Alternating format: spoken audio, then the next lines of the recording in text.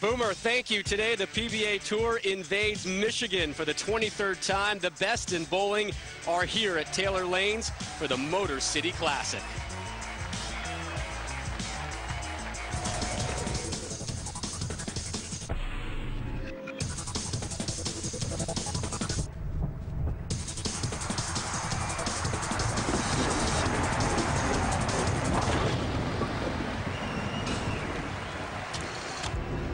Glad you're with us today. Rob Stone and 13-time PBA champion Randy Peterson with you today as we get you set for bowling in semifinal number 1. The most dominating player on the tour today, Walter Ray Williams Jr.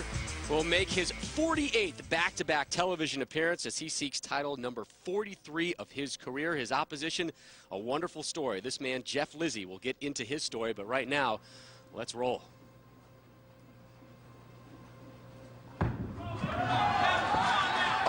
That's how he started off. Jeff Lizzi, a non-exempt player who has gone 14 years and 359 days between singles titles, a PBA record for longest time between Denny's PBA Tour titles. Walter Ray Williams Jr., frame number 1 for the future Hall of Famer.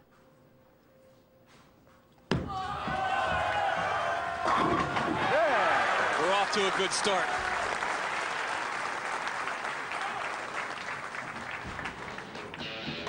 Lots of bowling today for you, Randy. 2 men's semifinals, then the women will take over the lanes, and then the men's final, the Motor City Classic Championship. Nice to have the ladies back on television once again. Jeff Lizzi looking to do what not a lot of folks have done in the sport of bowling, and that's beat the greatest right here.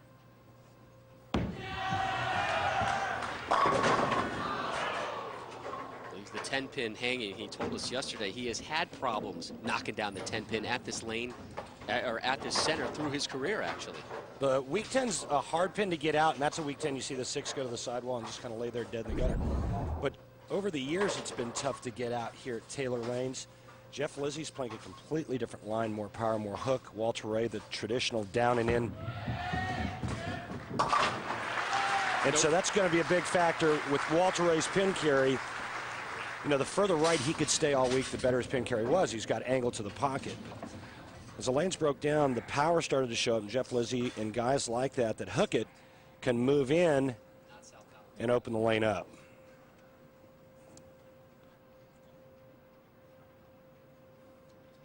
Frame 2, Jeff Lizzi. Looking for a double and finding it. Just knocked the legs out. It looks like the number 4 pin there at the very end. So take a look at our Motel 6 matchup, number 1 versus number 13 this week. Walter Ray dominated this competition in qualifying, averaging a little over 240. Jeff Lizzi, once he got into match play, well, he had to fight and claw his way all the way to the television show. His last tournament was last March in Grand Rapids. Looking for a turkey. And finding a turkey. Opens up semi number 1 with 3 consecutive strikes. Watch this. He gets this one a little wide of target, and he's like, oh no, I need some help. Oh, there it is.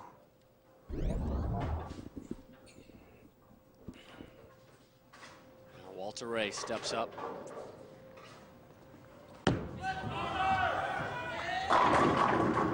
Again, that 10 pin haunts him, mocks him. Second frame in a row, he leaves number 10 standing. You know, there's always something about leaving a weak 10. It's a weak shot. You know, nobody on this tour likes to leave a weak 10. Ringing 10s you can live with, but you don't like those either. But man, when you're leaving weak 10s, your ball's hitting flat. It's like it weighs 12 pounds. Nobody likes to see the weak 10.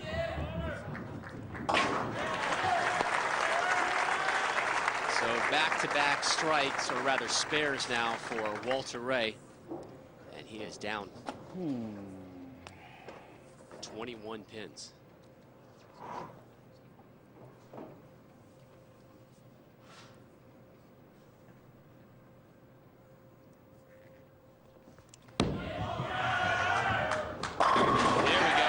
looks like he might have made a little adjustment there, Randy. Yeah, that looked like he moved a little bit right and picked his speed up a bit. You notice that time the 6-pin goes to the wall and cuts the 10 out, and that's what he's looking for. And he's got that smile back. Looks like he's figured things out, but those 2 spares in frame 2 and 3 may end up haunting him. Jeff Lizzi from Sandusky, Ohio, about an hour and a half away, looking for 4 straight strikes.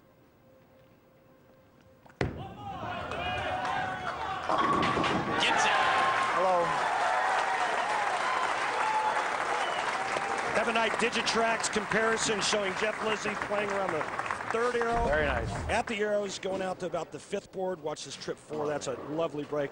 Ball speed's about 17 miles an hour. Walter Ray Williams Jr.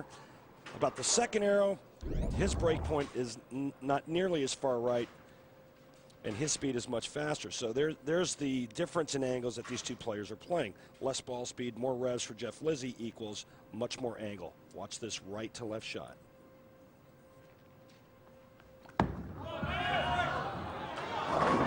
Get it!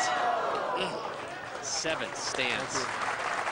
What a great start, and there's a look at his wife, Kathy Dorin Lizzi, and it's because of her that he's here today. She pushed him to bowl this week. In fact, she went as far as entering him without Jeff knowing that he was going to be bowling this week, and here he is with a lead over Walter Ray Williams Jr., getting set to try and clean up here on the 5th frame. And he does just that. Jeff Lizzi going at a 229 pace right now through 5 frames. Walter Ray 199. He's got a strike working. 2 more strikes here. Walter Ray can cut into that lead, but he's down by 30.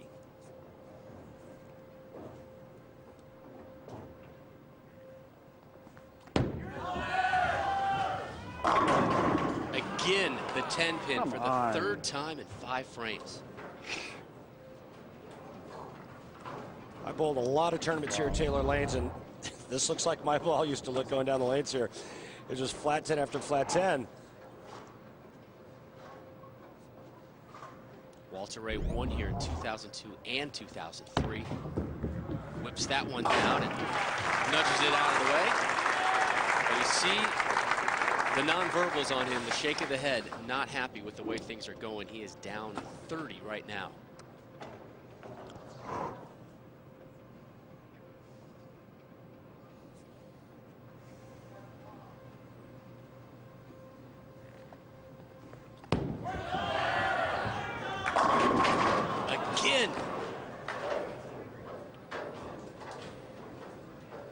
Unbelievable. The players get practice before the start of the telecast, Robin. What happens is they decide right before we go on air what ball they're going to throw and what line they're going to play. You've got 1 game. It's a 1-game match. If you make the wrong guess, this is what happens. Walter Ray has made the wrong guess. So his opening 6 frames, 2 strikes, the other 4 spares, leaving the 10 standing on every one of those. So Lizzi with the lead when we return, the conclusion of semi number 1 and more talk on the dominance of Walter Ray. The Motor City Classic is brought to you by Denny's. Denny's always works. By Motel 6, official lodging partner of the PBA. By Lumber Liquidators, hardwood flooring for less. And by GEICO. 15 minutes could save you 15% on car insurance. Visit geico.com. We welcome you back to the Motor City Classic. Jeff Lizzi up 31 in the 6th frame and working on a spare. Rob Stone, Randy Peterson back with you from just outside downtown Detroit. And Walter Ray Williams Jr. gets more TV exposure than the 2 of us combined. Today, his 159th singles television appearance. And TV equals money. A win today, and he gets that much closer to the $4 million earning mark. Is he the best bowler ever? Without question, and no disrespect to Mr. Anthony, but remember that Walter Ray was Player of the Year back in 1986. That's a long time ago, 22 years. This guy's 48 years old. Like you said, Rob, he's approaching $4 million in earnings. It doesn't matter what the venue is. It doesn't matter what the format is. It doesn't matter what oil pattern they put out. he's going to get there. Back-to-back shows the last 2 weeks, hands down the greatest. Yeah, he gets it done day in and day out, although he's having some problems right now. We take a look at what's coming up next, semifinal number 2. The big Finn, Mika Koivuniemi, taking on Eugene McCune. And then the women will hit the lanes as well. The PBA Women's Series presented by the United States Bowling Congress. Carolyn, Dorin, Ballard, Missy, Bellinder. We'll duel it out for a big paycheck there. But for now, we return to semifinal number 1. And Jeff Lizzi, prompted to bowl this week by his wife, a non-exempt player, bowled 37 matches just to get here today. Leads by 31, working on a spare here in the 6th. Got it. Jeff won his first and only title back in 1992, the Brunswick Memorial World Open in Lake Zurich, Illinois. And right now he's dialed in. He's playing that big hook ball, a lot of angle, and his ball is driving through the pins. A couple of trip fours have helped him along the way, but in complete control. There's his wife, Kathy, bowled on the PWBA tour. She is 2.5 months pregnant with their first child.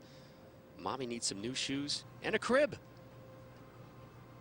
We know where that money's going to go this week, should he win it. Diapers ain't cheap. Oh! In the 10 has been a problem. That's kind of the theme this week, that oil pushing down the lane, and we'll get into that when we look at our oil pattern graphic. Oil pushing down the lane on the 37-foot pattern. The ball goes just a little bit too long down the lane, comes in a little bit too sharp an angle, and that's where the corner pin or the ring and 10 comes into play. Wins today, and he's exempt next year on the tour. Has never been an exempt player. And he's got some nice, quiet confidence going right now in this game. He's fresh. He's not bowling every week, so he's fresh mentally. He said, you know what, his hand took a little bit of a beating this week with all the games, but he feels really, really good. Right now, Walter Ray in a big hole. 10 pin's been a nuisance. Nudges it out of the way this time. He was 4th last week at the USBC Masters. So take a look at our lumber liquidators. Know the wood. And I just made a little shout out to his grandma. We'll get back to that right after this. 37-foot Viper oil pattern. A lot of carry down this week, which forced the players to use multiple angles, but the best striking percentage early on came from the outside part of the lane, and right now Jeff Lizzi's got the higher strike percentage. Get it out. That's easy for me to say. Higher strike percentage hooking. Walter Ray. That's a very come on. Well, you heard him just a moment ago saying happy birthday to his grandmother, Vi Eller, 99 years young today, 1 year away from a Willard Scott shout-out. Really? Right? Doesn't he do the 100 years, you know? You see him on the morning show. You know, we go out to Tulsa, Oklahoma, and Janice Daly, 100 years young today. There's Jeff Lizzi from Sandusky, Ohio, just outside of Cleveland. No. Boy, and that's the last thing you want to have happen, especially with Walter Ray finally catching a double. If Jeff Lizzi just a little bit high here, he's going to leave the 4-9. If he doesn't convert, he's going to be in the mid 230s. Walter Ray can strike out to shoot 238. Without a conversion here, he just lets the greatest player in the history of the sport right back in the match. What is he trying to do on this one? He's going to get the ball left of the 4-pin and slide it over into the 9. But this guy's been making big splits all week long. That's how he got here. This a huge one. Kicks it, misses it. Good try. First open frame of this match for both players as we take a look at our Etonic match. Well, not a lot has changed over the years with Jeff Lizzi. You can see back in 2003 on the left there, and the shot today, everything looks pretty much the same. He's a great physical athlete. He's in great physical shape. Very, very strong guy. Popeye-like forearms. He's got that big wrist cup. That's how he creates that hook at the bottom of the swing. That's your Etonic EDGE. Here he is, frame number 9. Watch the balance at the foul line.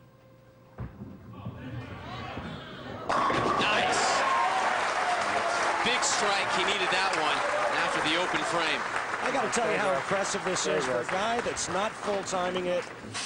Obviously, he's got a lot of tour experience. He's a full-time player for many years out here, but he hasn't been in this situation in a long time, and he hasn't missed the pocket yet in this match. Here. Probably only hits about 6 or 7 tour events a season, basically, if they're just in driving distance of his home in Sandusky. Here's Walter Ray Williams Jr. from Ocala, Florida. Looking for PBA Tour title number 43. Guess what's standing? What's this? 6th time in 9 frames that the 10 pin would not go down for him. Yeah, and 4 of those 10 pins are weak 10s, and there's 1 ring and 10 in there. And look at that 6-pin just go in there and just kind of lay flat. I guarantee my mom right now is saying, what's the difference between a weak 10 and a spinning 10? A ringing 10 is when the 6-pin goes up and around the 10 pin. And a weak 10 is when it lays dead in the gutter like that. So. There you go, Mom. You got your knowledge. It's all about entry angle into the pocket. When the ball's coming in flat, it's going to leave a weak 10. It comes in too strong. We saw the ring and 10 by Jeff Lizzi. It's coming in a bit too sharp. It's all entry angle. Trailing by 9.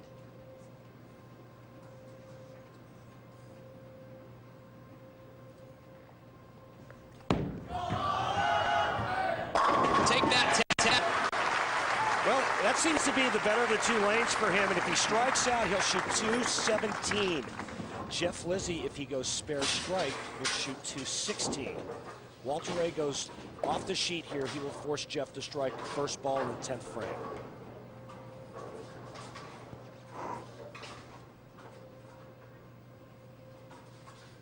Walter Ray won only 1 event last season. That was the season opener. Looking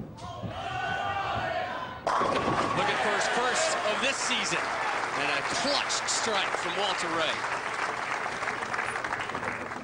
And the lights get a little bit hotter on Mr. Lizzi.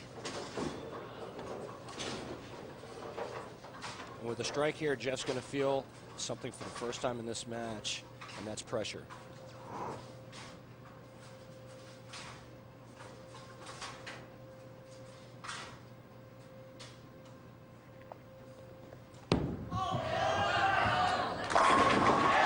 He's the greatest in the world right there. He knows the score, and he knows that if he throws 3 in the 10th, it'll force Jeff to get the first hit. So 217 for Walter Ray. He sits back and will be an onlooker for the conclusion of semi number 1. Lizzi trailing. Can max out at 236. Needs a strike and 6 to win.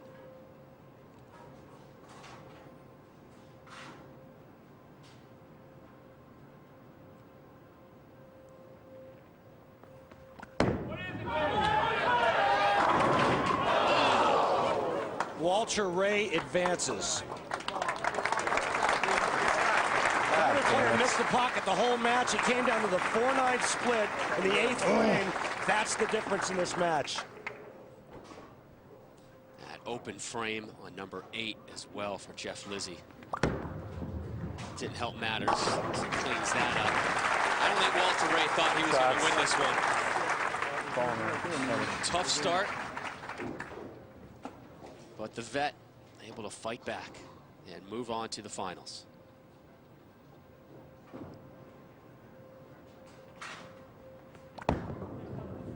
That'll strike. Or maybe not. Wow. Thank you. Great week for Mr. Lizzi. Fantastic week for Lizzi. And just when it looked like Walter Ray had no shot, that 4-9 creeps up. He strikes out in the 10th frame and ends up winning by 2. 217 to 215, semi number 1 to Walter Ray as we take a look at our CLR clean sweep, and it is the future Hall of Famer. Last strike in the 10th frame. Just how important was that? If he doesn't strike on that ball, if he gets 9, it's 216. We had a possibility of a tie. Jeff could have gone 9 spare strike. So we know one of our semifinalists. Up next, semi number 2, featuring the Big Fin, 6'4" Mika Koivuniemi seeks his 2nd title of the young season. Our 4-hour road trip next week, just outside of Buffalo, Cheektowaga, New York, for the Etonic Championships. Live coverage here on ESPN at 1 Eastern, and the following Sunday, also at 1, the Lake County, Indiana Classic. For more, log on to PBA.com. And for those folks at home that are looking to take their skill to the lanes and bowl on the same conditions that our pros are bowling on a weekly basis, hey, go out there and join a PBA Experience League. Bowl on this Viper pattern. Maybe you can leave a lot of weak 10s like I used to. If nothing else, boy, it really challenges your game. For more information, go to PBA.com. This is number 15 seed Eugene McCune. Describes himself as an angry bowler. He likes to talk and gets mad at himself. Very competitive. Yes! And he's going to throw it really fast this game. Eugene McCune likes to do two things. He likes to stand over there on the left side of the lane and go from about 6th arrow to the 1st arrow, and if that's not working, he likes to throw it really straight and hard from around the 1st arrow. And here's his opponent, Mika, Koivuniemi. In the midst of a 5-match TV winning streak. And has big fan support here today. Wow. Little problem with his approach there on that shot. He got the ball left of target and only leaves the 3-6-10, and I say only because it could be a lot worse when your ball hits right about there. Very heavy on the entry. Plowed through that head pin, so the strategy now is get a little right of that 3-pin. Right of the 3-pin, the ball will deflect off the 3-pin into the 6-10, cover all 3 pins with the bowling ball.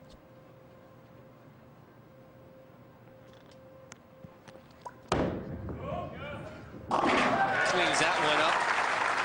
With a win today, he would take the early lead for PBA Player of the Year. There's our Motel 6 matchup. Number 14 versus number 15. Match play dead even. The average heavily in favor of Mika. Eugene McCune beating Mike Devaney in the round of 8, 4-2, and Mika taking out Chris Loschetter, 4-2. That's how both players got here. Hook! Got the hook, got the strike, got the crowd into it.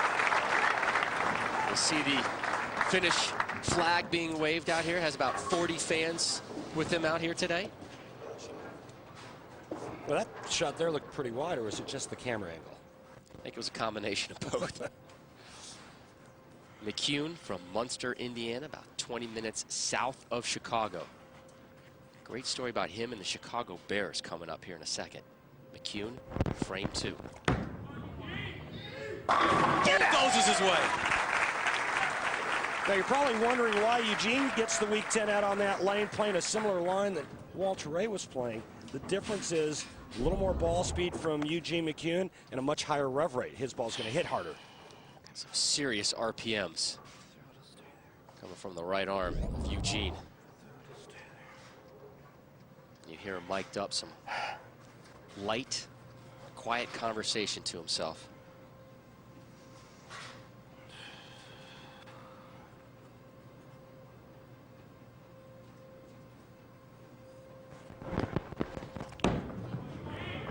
Oh, yeah! Load. Starts off with a 3-bagger. The Ebonite Digitrax is telling me that he's more direct with a higher velocity at the arrows right around the 2nd board. The break point's only the 9th board, so that ball's not leaking very far to the right, and his average ball speed is 22 miles an hour.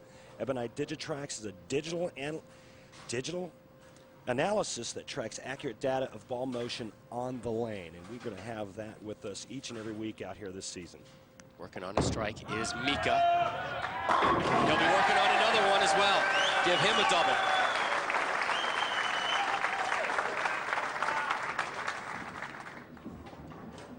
Mika playing a completely different line.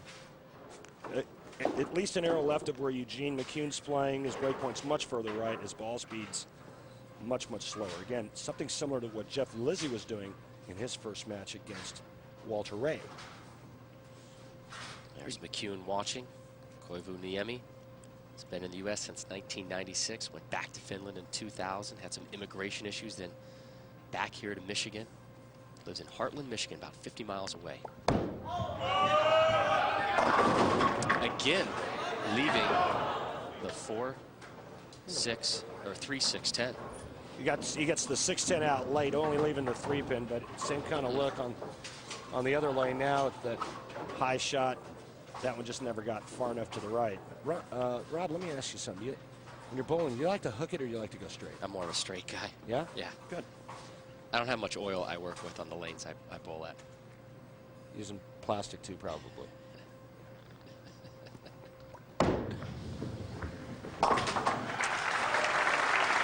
Mika not real happy with that one.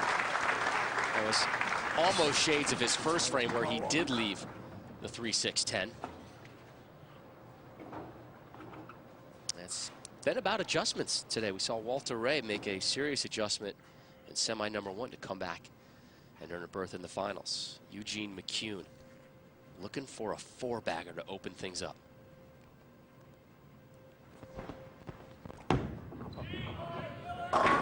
Finds it. Gets the quattro. I think Eugene's got a lot of success here because of the fact that the wood here falls like it's real heavy. And it's not, obviously it's not, it's the same weight, but it falls heavy. And Eugene, with all that speed and revs, he can really get the pins to move around. His first TV appearance in 48 events. They moved from 47th to 15th. And the round is 64. 90 events since his last title, 7th longest drought among exempt players.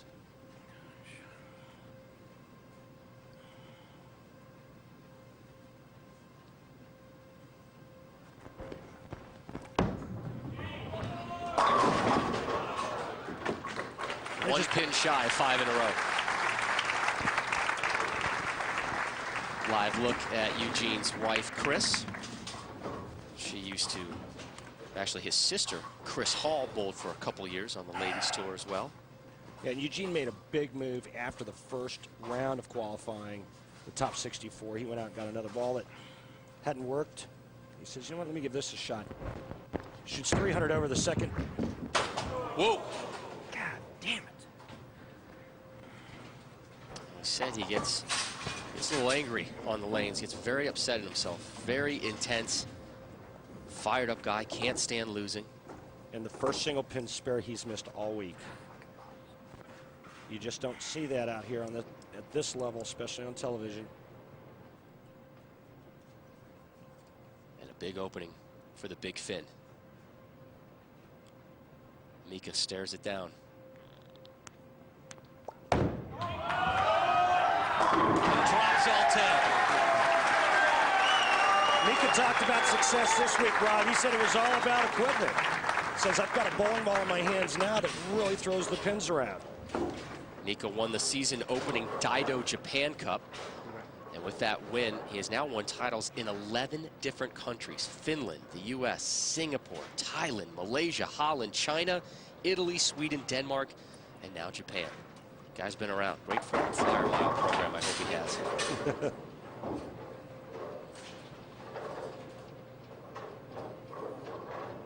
Had his daughter Lydia out with us yesterday. His other daughter Ida here today, as well as his wife Lena, and a good fan support section as well. Working on a strike.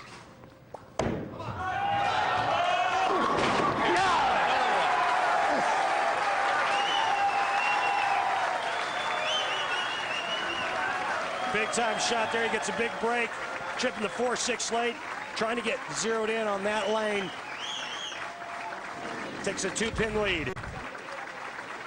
And there's Mika, back-to-back strikes. When we return, the conclusion of Mika and McCune.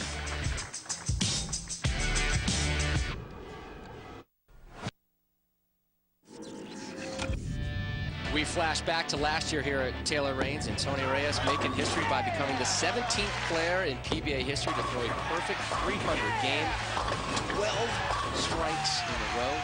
Tony would go on to capture his first Denny's PBA Tour title. Great day, and Tony here helping us with our math and scoring this week, as he usually does. You are like my best right-hand man hanging out right here. It's awesome having you here, buddy. It's nice to bring you in just right here, Rob.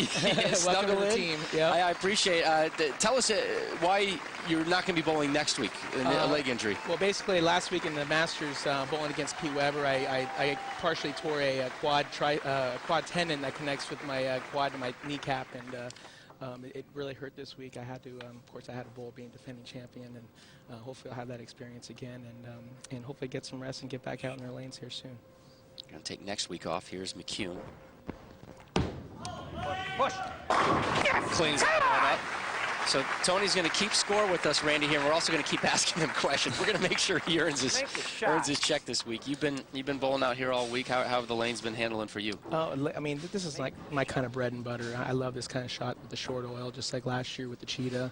I use my speed and just like Eugene here to my advantage, and just kind of play my A game. I think that's what you see with Eugene right now and how he's playing the lanes, and I think he'll bounce back here from that misbear. Eugene in the 7th. Looking for a double. Push. Yeah, that's it! That's exactly the kind of look, you know, if you get it a little bit in, playing that little angle, going more straighter with some speed, he's able to get that ball to hold where some of the guys couldn't. Tony, take us through the 10th frame last year when you bowled a perfect 300 game. What was your mindset? What were you thinking getting up in the 10th frame? You believe me, the first 2 frames I didn't really think about much. It really went really quick. But I think the last frame, definitely everything kind of sunk in. Had the knees shaking for the first time since I can remember. And throwing the game, I mean, it was great, but winning the title was even better. That was the icing on the cake there. A strike from Mika. That's now 3 in a row. Give him a turkey. Tony, you like the angle that Mika's playing, or do you like the straighter down and in of Eugene McCune? I think early on, I think the straighter down and in it really tend to play, better than the big hook. Obviously this week with the Viper, it really tend to move in. Guys are able to get inside of 4th arrow, 5th arrow, and swing the ball out a little bit. So obviously you've seen the lanes change. You saw Lizzi the first game doing the same kind of line, and Mika was playing the lanes like this during the week. So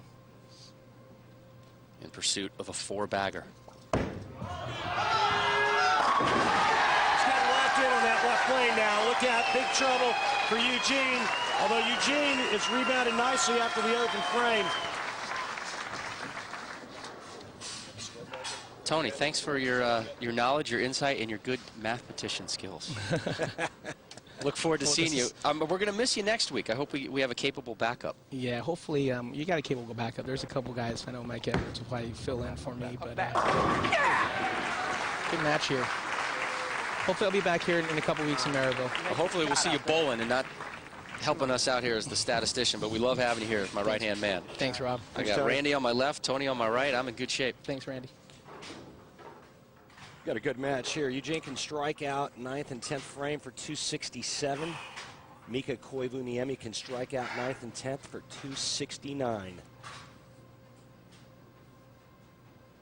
This one just as tight as semi number 1. Walter Ray Williams Jr. has moved on. Push, push, push, push. That breaks a streak of 3 consecutive strikes, leaves the 10-pin.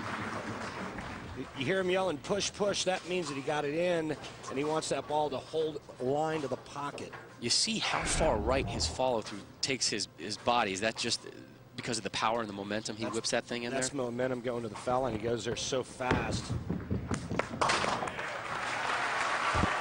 Bravo. I was happy he made one. Best he can shoot now is 246. Mika's in the 230s right now. He's got count on his side. A mocking bravo from Eugene because he missed that 10-pin in the 5th frame. The lone open frame of this match between these two. Mika, 4 strikes in a row, looking for 5.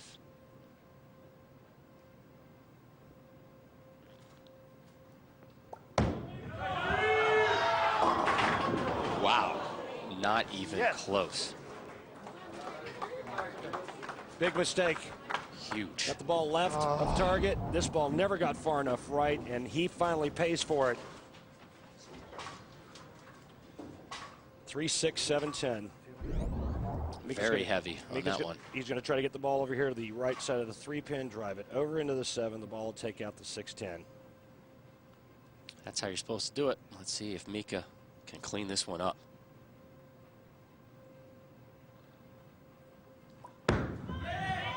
Nope. Oof. Second open frame of this match, each with one now. And Eugene right back in the midst of this. So Eugene working off a spare. We'll watch Mika bowl here in the 10th. Mika can max out at 231.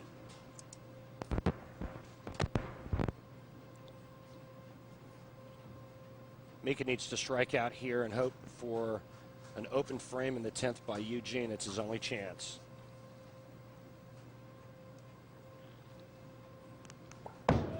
Coming right at you. And this match is, for all intents and purposes, is over. Eugene will just have to stay behind the foul line and keep it on the lane, and he will advance to meet Walter Ray Williams Jr. for the title.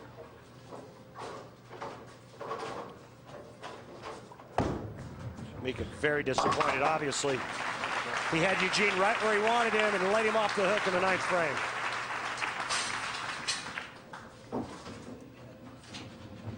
McCune just won Denny's PBA Tour title on his resume. And he beat Duke and Walter Ray to win that.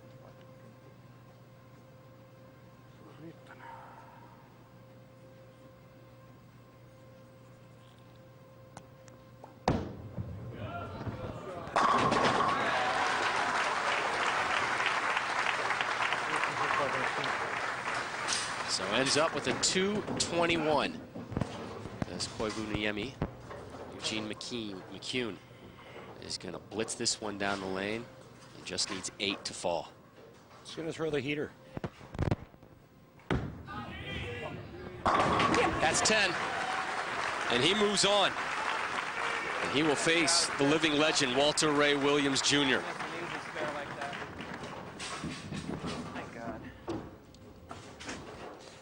Mika, his consolation, he'll go back home. A short 50-mile drive and probably get in the sauna. We had a far too long conversation about sauna activities yesterday meeting with him. He's got a sauna in his basement, and it's very popular in Finland. And he said, Randy, in my sauna, you cannot read the newspaper. It will combust. It's a little warm. It'll catch fire. Yeah, his sauna is just as hot as he is right now, probably. Yeah. Mika is steaming. He'll be back. Mika's bowling as good as I've ever seen. And remember, he's a former Player of the Year. 246 to 221. Eugene McCune with his wife and son in attendance moves on to take on Walter Ray Williams Jr. Their final coming up, but right next, we hand the lanes over to the ladies. Up next, the first of 4 PBA Women's Series events. It's a new special mini tour sponsored by the United States Bowling Congress. And our championship match is up next. Carolyn, Dorin, Ballard taking on the young gun, Missy Bellinder, next from Detroit. This week marks the first of 4 PBA Women's Series events, a new special mini tour sponsored by the United States Bowling Congress. After the Professional Women's Bowling Association folded in 2003, women really no longer had a place to bowl full-time. In the spring of 2004, the PBA opened its membership to women, and several took advantage of the opportunity, including Missy Bellinder, who became the first woman to join the PBA, and #1 seed Missy Bellinder will take on Carolyn, Dorin, Ballard with $10,000 on the line. And here is Carolyn, Dorin, Ballard. She's going to hate me when I say this, second oldest bowler in the field right now. She's been all over me for the last 24 hours. I'm the second oldest. Don't say it. I'm the second. I'm like, well, you keep saying it, so I'm going to say it. She finished 4th in the 2007 PBA Women's Tour Trials. And we have a fun story coming up here in a second. Make sure I get to it, Randy, on what she'd be doing if she wasn't a bowler. But here she is to open up the finals.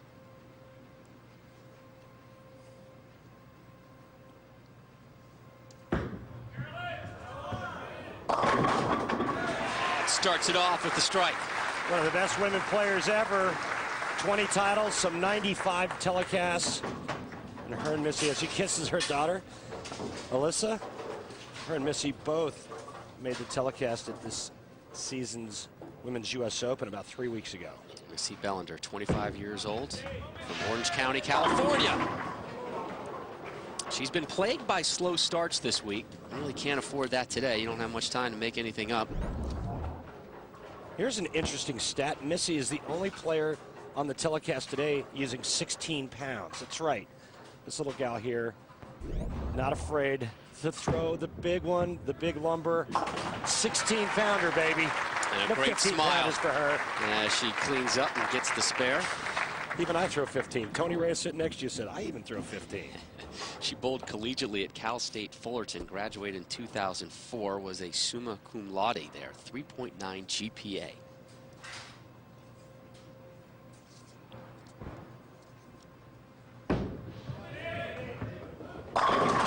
Leaves the 10. Missy currently coaches bowling classes at Cal State University Long Beach. She has over 230 students in her class this semester. It's a phys ed requirement. They earn 1 unit towards their GPA. She says she's an easy grader. 6 classes a week, 2 hours each. Teaches them bowling and then just says, go have fun. Which pretty much is what bowling's all about.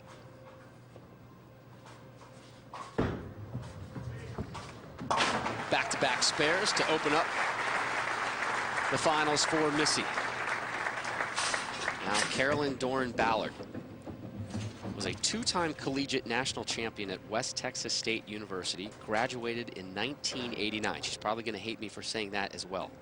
I guess if she's going to hate me, I might as well go in strong and really early. Buddy, don't hold back. Just go in with both barrels. Well, I have a point to saying that she graduated in 89. We'll get to it in a second. Here's her second frame working on a strike. Come on. Great start for Carolyn. Well, she told us yesterday if she wasn't a bowler, she would be a DJ. And when she was in college, she worked the campus radio station, WTSU. And once a week from 7 to 10 p.m., she had a top 40 radio show. Do you know what in 1989 she graduated. Do you know what the #1 song was in 1989? Oh, Rob, that was so before my time. Look Away. Yeah, no. Look Away by Chicago, My Prerogative, Bobby Brown, #2, and one of my favorites, Every Rose Has Its Thorn by Poison. It was a very forgettable year in music. Debbie Gibson, Richard Marx, Milli Vanilli up there. Wow, I'd like to thank Google for that research. Sounds like a new album, the one-hit wonders. It's like K-Tel. You remember those things? They're awesome. Carolyn Dorin Ballard looking to start with the turkey. That needs to hook. Wow, it never did. Completely missed the 1 pin. A little too amped up. Got that one a little bit right. Misses it off of her hand at release. And she says, all right, just cover the 1, 2, 4 and take a deep breath and regroup.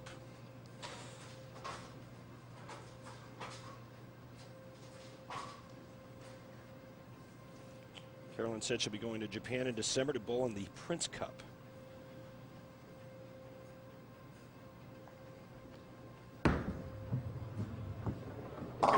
And cleans that one up well.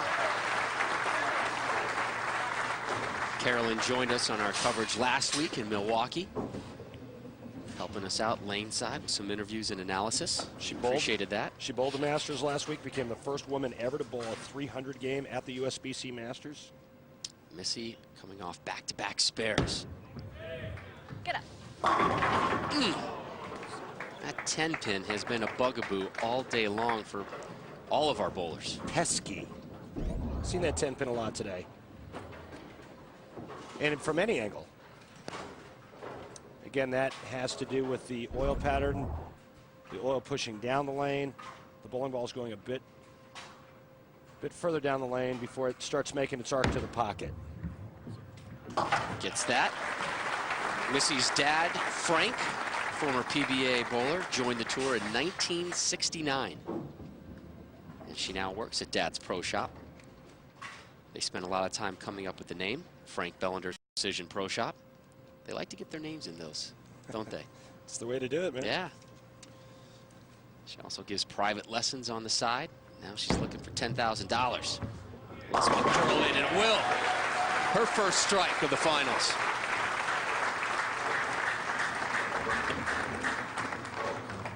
Only her second time ever on television. Yeah, she was telling us about her first time. She just had so much fun with it, loved the lights, and as soon as she bowled, she's like, I want to be back. I want to get back in front of the cameras and back in front of the lights. It's intoxicating.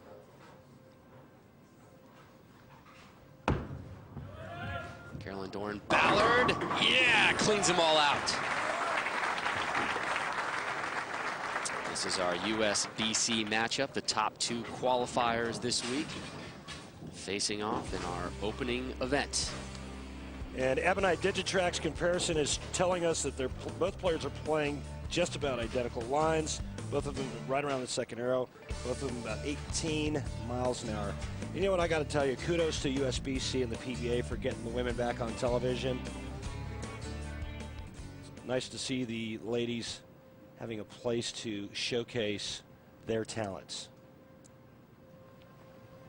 Come on. There we go.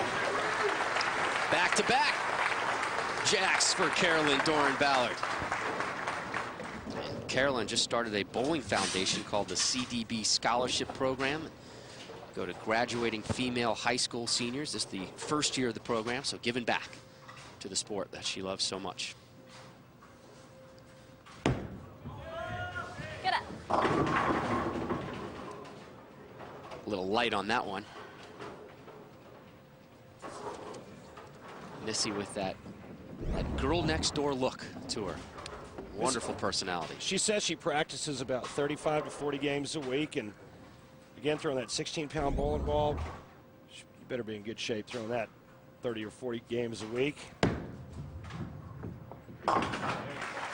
Straighter is greater, though, for Missy. Her best look is trying to stay as far right as she can and letting the friction at right around the track area. We call the track area the second arrow. That's where you see the predominant amount of play from most league bowlers. You get a little bit of a worn area there. Not so much nowadays on synthetics. Back in the wood days, boy, you can really see a burned area there. But straight up the track around second arrow. There we go. She bowls a lot in Europe as well. This will be her 3rd year on the European bowling tour. Sends her all over Europe and even the Middle East this year. They're going to have an event. The conclusion of the first PBA Women's Series event ever. When we return, who wants the 10 grand more, Missy or Carolyn?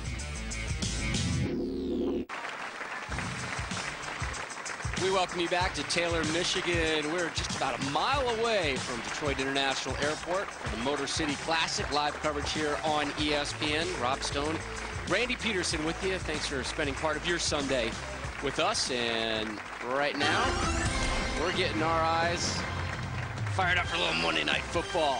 Big AFC North showdown. Ray Lewis and the Ravens taking on Big Ben and the Pittsburgh Steelers, who sit on top of the AFC North. Monday Night Football on ESPN, 8:30 p.m. Eastern tomorrow, and our coverage begins at 7 Eastern with Monday Night Countdown. Right now, we are counting down the final frames of the PBA Women's Series, first event of the season and the championship. Carolyn, Dorin, Ballard up 19, working on 2 strikes here in the 6th. Roll up. Just missing the turkey. Do we know why they called it turkey yet? I have no idea. All right.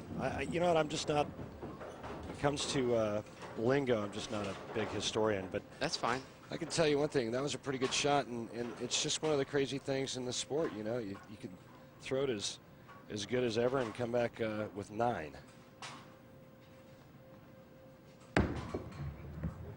Carolyn cleans it up, no problem.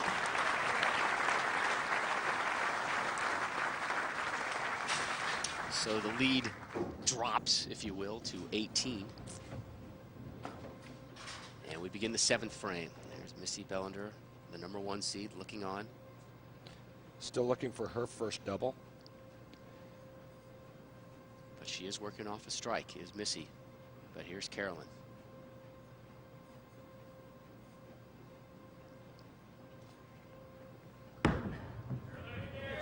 Roll up. There we go.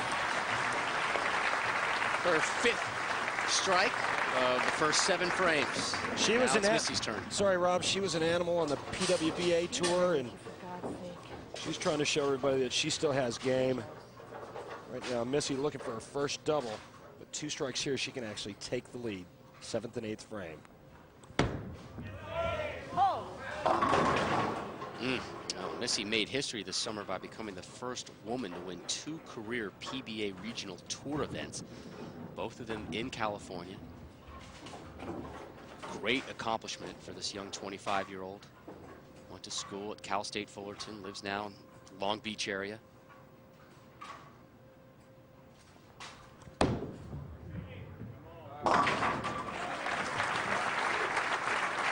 a great smile. She's having fun. Should have rather struck there and cut that lead down, but tell you what, it's a lot better being able to get back on the telly than it is sitting at home watching it. Television equals money. And Missy looking for 10,000. And is not going to find much money when you miss the 1 pin. Yeah, missing the head pin's normally not a good thing, and she's left herself with a pretty tough washout. The 1-2-6. A couple of ways to do it. You could go right of the head pin, have it ricochet off into the 6, or left of it. Plowed right through it and missed the 10. Her first open frame. She sits now at 144, 32 pin advantage for Dorin Ballard. And that may be insurmountable at this stage.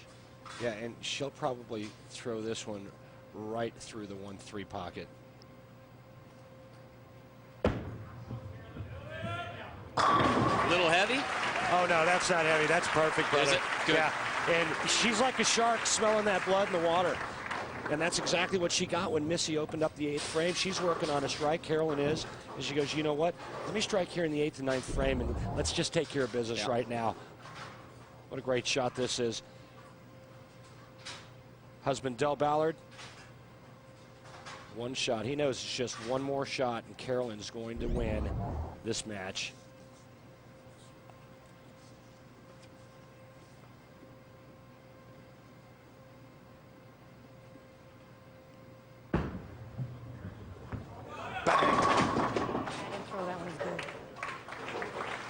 Well, spare here, and she covers a mark in the 10th frame, and she's still in the 220s. The best Missy can shoot is 204. She just needs to cover here and just count the 10th frame. There's her husband, Del, watching. Her little daughter on the lap. Does not want the TV time. Here's Carolyn. Drops the 10. And now a lot of work for Missy. And she's coming off an open frame. I've got no leverage.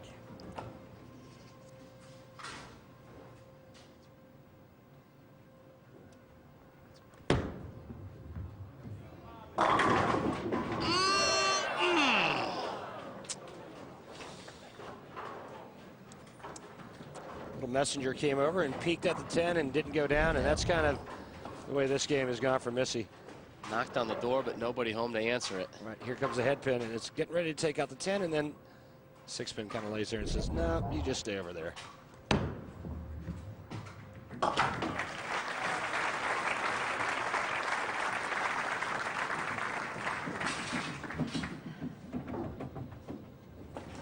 The PBA Women's Series will take place next week as well. We'll see the ladies roll in Cheektowaga, just outside of Buffalo. Cheektowaga. There we go, Missy. Nice shot. I won a doubles tournament in Cheektowaga with Carmen Salvino back in 1988. Nice twosome.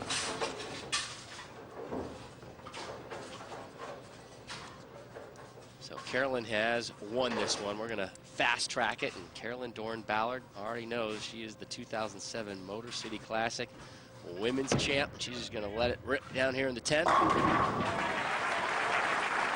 Feels good to walk away with the strike.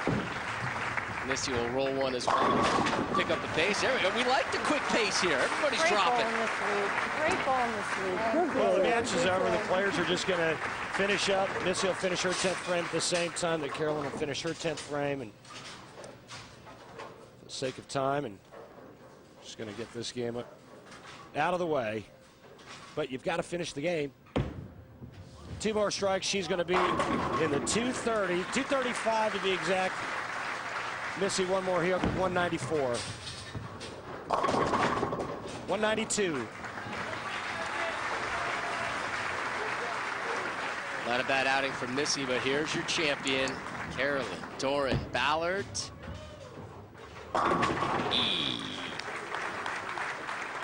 Would have been 3 strikes in a row, but she goes right for the hardware. She knows TV. This is for Alyssa and all the young ladies out there. This is your future. Nice, That's what it's Carolyn. about. Beautiful. Love it. All you young Congratulations, ladies. Carolyn. One title's been handed out already. Now it's time for our men to hunt the hardware. Opening frames of the men's classic when we return. The quest for the And we welcome you back to ESPN's live coverage of the Motor City Classic, coming away from Taylor, Michigan, and that is Ted Dobbins to his right, his wife Leona, the Taylor Lanes co-proprietors, his daughter Erin, very instrumental this week as well. She was the tournament chairperson as we take a look at the GEICO Championship recap and how we got here. Semifinal number 1, Walter Ray Williams Jr. He needs that hit to seal the deal against Jeff Lizzi. He won at 217-215, tight one. Second match, Eugene McCune, all power. Eugene McCune defeated Mika Koivuniemi by the score of 246 to 221. Late split by Mika opened the door for Eugene McCune. So Walter Ray Williams Jr. will take on Eugene McCune next week. The Etonic Championships coming away from just outside of Buffalo. Live coverage here on ESPN, 1 Eastern, 10 a.m. Pacific. Walter Ray taking on Eugene, the $25,000 men's final. Tees off when our live coverage of the Motor City Classic resumes. It's never too late to join the official Denny's PBA Tour Fantasy Bowling League because, unlike other fantasy leagues, new players are welcome anytime during the season. Just log on to PBA.com. It's free to join. And welcome back to Taylor Lanes from Taylor, Michigan, just outside of downtown Detroit for the Motor City Classic. And we're getting set for the men's final. Number 1 seed, Walter Ray Williams Jr. take on number 15, Eugene McCune, alongside Randy Peterson. I'm Rob Stone. Glad to have you with us on this Sunday. Hey, and on paper, you know, Eugene going up against Walter Ray, you'd think the only chance he would have is to order a Code Red. What's a Code Red? Code Red, man. I don't know. A Few Good Men, you've never seen the movie? They ordered a Code Red on that guy. What does that mean? They took him out. Oh, okay. Gotcha. Here's Eugene, frame number 1. That's just how he started semi number 1. McCune had 10 strikes in semi number 1, 4 of them to open up his match. Left only 2 pins standing all game, both of them number 10s. On the flip side, Walter Ray Williams Jr. left the 10 pin 5 times, yet still beat Lizzi. And guess what's standing? Things haven't changed a whole lot, Randy. Well, I was thinking that maybe you'd change something, buddy. You'd you know, maybe move your feet or change balls or play a different angle. I mean, I know you can do all of that. I thought the last thing I would see is you getting back on the show, pair, and leaving another week 10. Isn't it neat how they just kind of talk to me sometimes? I love it. You know, I have no idea why that happens. Sometimes it's not very nice either. No. Walter Ray won his semifinal 217-215, seeking his 43rd Denny's PBA Tour title. I'll tell you what, if I'm Eugene McCune, every time I see Walter Ray leave a week 10, I just get all giddy inside. Yeah. Frame number 2 starts. And there's another one. With another 10 pin hanging up. Again, he did that 5 times in his semifinals, twice already. Wow. Very Still in practice. That's not Well, good. it's hard to second guess the greatest player in the history of the sport, but You're going to? Yeah, I think I would have taken a page out of Eugene's book and maybe moved a little right and gone with more speed. Maybe taken out a ball that was more aggressive, throwing it harder. He's got to get the pins and start moving around. So Walter Ray opens up with back-to-back spares. McCune now working on an opening strike. McCune, ironically enough, defeated Walter Ray for his only career Denny's PBA Tour title back in 2002, the Banquet Classic. He also had to knock off Norm Duke en route to winning that one. Looking for career title number 2, and he's got 2 strikes to open it up. That's some nasty stuff going down there at the 1-3. That head pin's screaming as that bowling ball's coming at it. Code red, red shirt. I got you. Are you with me? Barely, but because you're my partner, I'm absolutely with you. You want me on that wall. You need me on that wall. You've never seen that? If Will Ferrell wasn't in it, I probably didn't see it. Third frame, McCune looking for a turkey.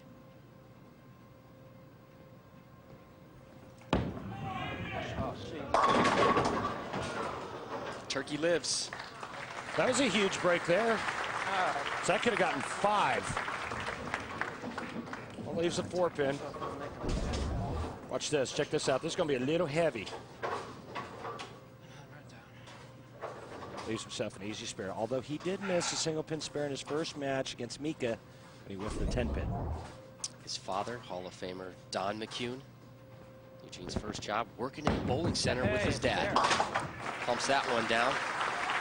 Eugene spends his summers working at the golf course. Free golf is good golf, was his line to us. Can't agree with you more on that one.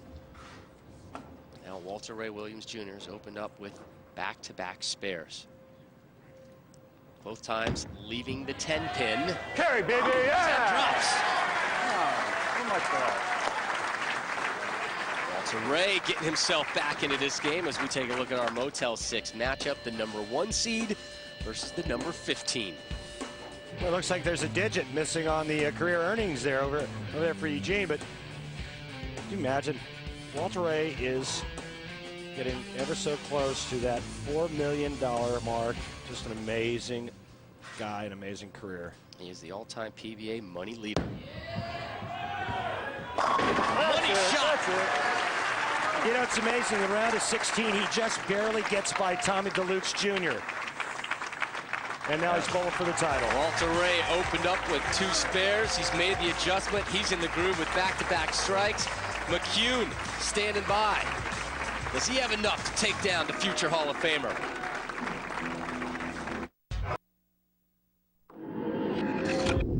The Motor City Classic is brought to you by Etonic, the official footwear of the PBA. Etonic.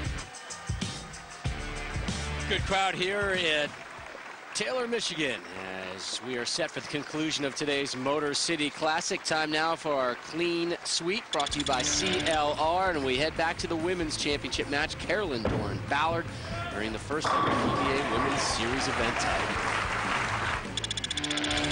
Congratulations to Carolyn. So 1 title's been handed out. Here's number 2. Eugene McCune taking on Walter Ray Williams Jr. We'll be with you till the conclusion. Eugene has got an interesting little side job. We'll tell you about it after this bowl. Slide, slide, slide. Yes! Come on! His 3rd strike. Well, Eugene Make the shot over here now.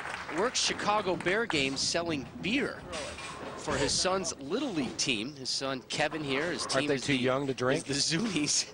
I'm not getting into that type of discussion. So yeah, so he's out there yelling beer here, looking for a strike here. Looking for his 4th strike of this finals.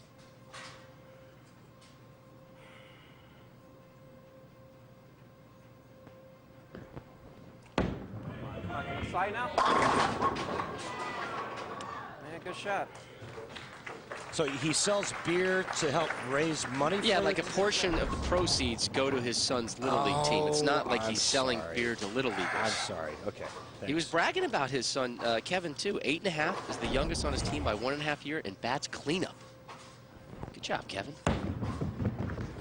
Eugene throws the rock like he's swinging cleanup, swinging for the fences. Yeah, the Ebonite Digitrax is telling us that he throws his spare ball at 27 miles an hour. Now keep in mind, Walter Ray's strike ball is only 17 miles an hour. It's pretty fast. That's the heater, Ricky. Major League? Mm-hmm. Never mind. I'm focusing on Walter Ray here. My bad. Frame number 5, gets there, doesn't get the 7. So he's been having problems with the 10 all day long, but this time it's the 7 that stands. Yeah, isn't that kind of goofy? He didn't like this one all that much off his hand, but he finally figures out a way to get the weak 10 out. And what does he do? He leaves a blower 7. And now with a spare here, he will trail by 1 pin in the match. His third spare in the opening 5 frames. So he's gone spare, spare, strike, strike, spare. And he's got to be careful not to let Eugene get too far ahead, because I think Eugene can string a 4 or 5 bagger at any time. Walter Ray down 1.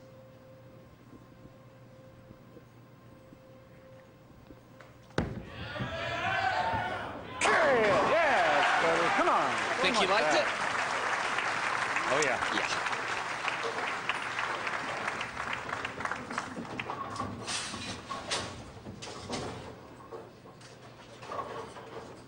The #1 ranked bowler in the PBA right now, Walter Ray Williams Jr., has to sit back and watch McCune. Part-time beer vendor. Full-time pin crusher. That's fast. That's what he does. You know, he likes doing it. There's not a lot of guys that can throw it that hard out here. And boy, when it shows up, you know, you can expect Eugene to take advantage of it. He likes throwing that heater right around first arrow, and he's good at it. He is of the might makes right theory. It's been all strikes outside of the 3rd and 5th frames where he left the 4 pin standing both times. Push, push, push now! God damn it. And I think that's probably the first weak 10 we've seen from Eugene. And again, that push-push sound, that's a pulled shot. He gets it in the oil, and unfortunately, this one pushes too far down the lane, and that ball was DOA when it got to the pins. It's been 90 events since his last title, 7th longest drought among exempt players. Only 1 title came in 2002 when he beat Walter Ray. Another 1 pin rail. You keep hanging around and letting this guy hang around, and eventually WRW was going to put a hurting to you. And that's exactly what's happening in this match right here.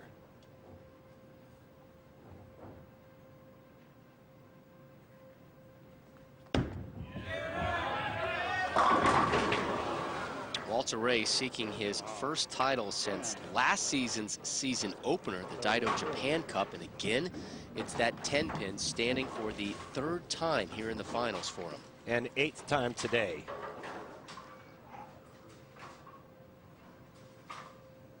That is his nemesis right there. And I believe most of them have come on the right lane. My goodness. Wow.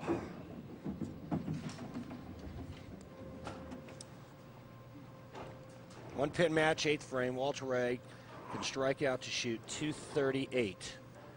Eugene McCune can strike out to shoot 239.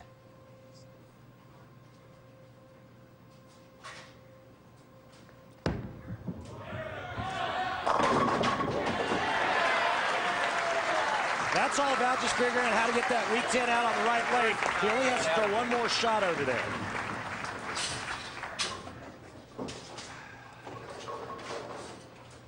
Now a smile returns for Walter Ray. Maybe he's found that perfect pocket entry finally.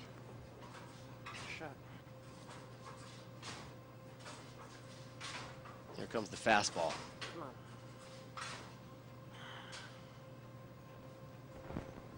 Push, push, push, push. Those pins just explode. Yeah, that shot was high the whole way, and the only reason why that didn't go through the nose is because it was thrown at about 22 miles an hour. And again, he leaves the 4-pin, third time he's left the 4-pin standing up here in the finals. Bad news is now he can spare here and strike out and still lose. Takes care of the spare. Yeah, his best now, Rob, is 228. Again, we said earlier, Walter Ray can shoot 238, so he's behind the 8 ball now. And must-strike situation here in the 9th frame. This McCune's first television appearance since the 2004 Orange County Classic. Won his semifinal match, 246. They wobble, but they won't fall down. Remember at the top of the telecast, we talked about the oil pushing down the lane. This particular oil does that, and that's exactly why Eugene just left a swishing 5-7. This ball just doesn't have any traction. It's thrown really, really hard and very little movement right to left as it enters the pocket. And what an awful break.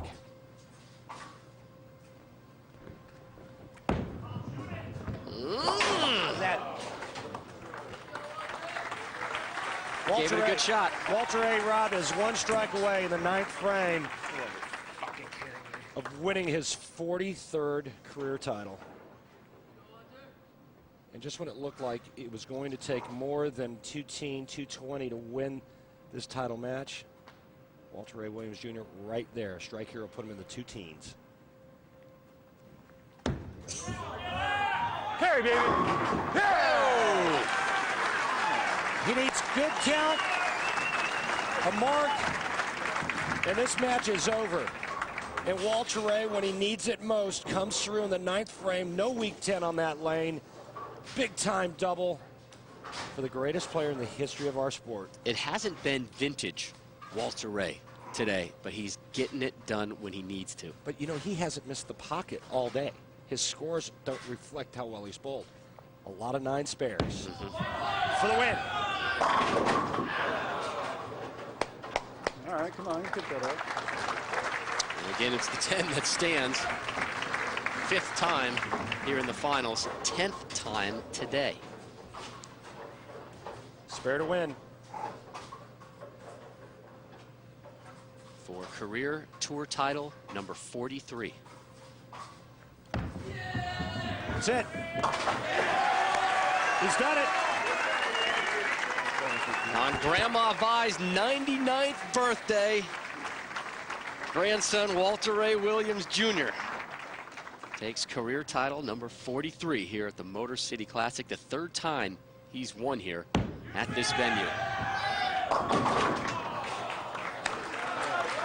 Well, it wasn't real flashy, but it was effective, and that's what this guy does to you.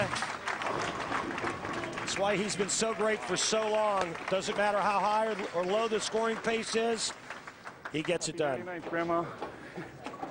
Well, you can tell Vi Eller meant a lot to Walter Ray growing up. He's been talking to her all match long as Eugene McCune completes his tournament.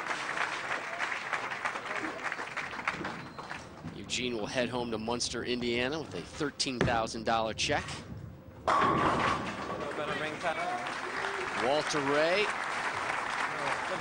will get 25 grand and get that much closer to $4 million in career earnings. He was 4th last week at the USBC Masters, number 1 today. He is the number 1 ranked bowler Yeah, PBA. baby. Yeah. And the man to beat week in and week out at this pace, Randy. You know, you just wonder how long can this guy keep doing it. It's not that he's just bowling okay, making an occasional show. He still dominates out here. Next week, we'll see if Walter Ray can make his 3rd consecutive TV appearance when we head to just outside of Buffalo, Cheektowaga, for the Etonic Championship live coverage here on ESPN Sunday, 1 p.m. Eastern, 10 a.m. Pacific. So again, Walter Ray Williams Jr., Denny's PBA Tour title number 43 for the man from Ocala, Florida. For Randy Peterson and our entire ESPN team, I'm Rob Stone. We'll see you next Sunday at 1 Eastern. From Cheektowaga, this has been a presentation of ESPN, the worldwide leader in sports. Coming up next, the 2007 WPBA Midwest Classic. So long from Taylor, Michigan.